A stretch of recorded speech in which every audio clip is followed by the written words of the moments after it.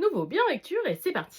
On commence ce bilan lecture avec le volume unique N'invite pas la forêt à entrer, édité chez De Saxius.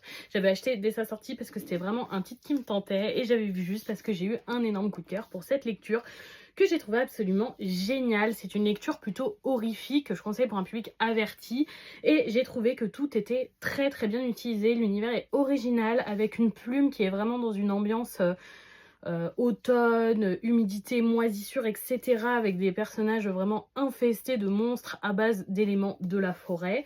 J'ai beaucoup aimé la relation homosexuelle qui se développe entre nos deux protagonistes au fil du tome et surtout les nombreux rebondissements de fin de tome. Je les ai vus venir, mais c'est pas pour autant que je ne les ai pas appréciés et c'est bien la première fois de ma vie que je lis une fin ouverte que je trouve pertinente. D'habitude, je déteste les fins ouvertes et celle-là était vraiment chouette. On continue dans les romans avec La Belle et les Bêtes, conte monstrueux édité chez Saxo. Il s'agit donc d'un recueil de différentes réécritures de contes qui se veulent parfois un petit peu féministes ou progressistes et globalement je suis assez déçue par cette lecture.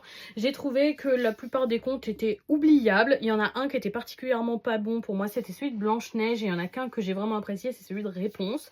Et globalement c'était très moyen, on sent qu'il y a une volonté d'être féministe, de changer etc. mais on sent aussi que l'auteur est particulièrement maladroit et qu'il a pas l'air de super bien maîtriser ce sujet là et du coup moi c'est un peu bancal et globalement j'ai pas trop aimé.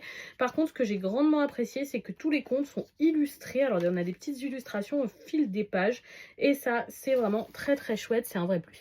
On continue avec la suite et fin de Demon Slayer. J'ai lu les tomes 5 à 8 que je vais poser parce qu'ils sont excessivement lourds.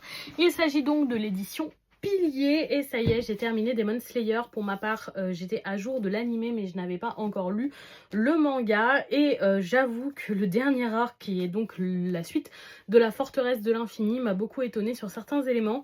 On a eu de magnifiques affrontements, une fin comme je l'attendais mais je ne pensais pas qu'on perdrait autant de personnages et je vous avoue que je sors un petit peu traumatisée de cette lecture pour le moment, j'ai un petit peu du mal à me remettre, j'ai beaucoup pleuré. L'autrice n'a pas eu peur de se séparer de nombreux personnages marquants et attachants dans son histoire et je sais juste qu'on va extrêmement souffrir lors des 2 prochains films. Et voilà pour ce bilan lecture, dites-moi si ces titres vous tentent ou si vous les avez déjà lus, je serais curieuse de vous lire dans les commentaires et je vous souhaite une bonne soirée tout le monde.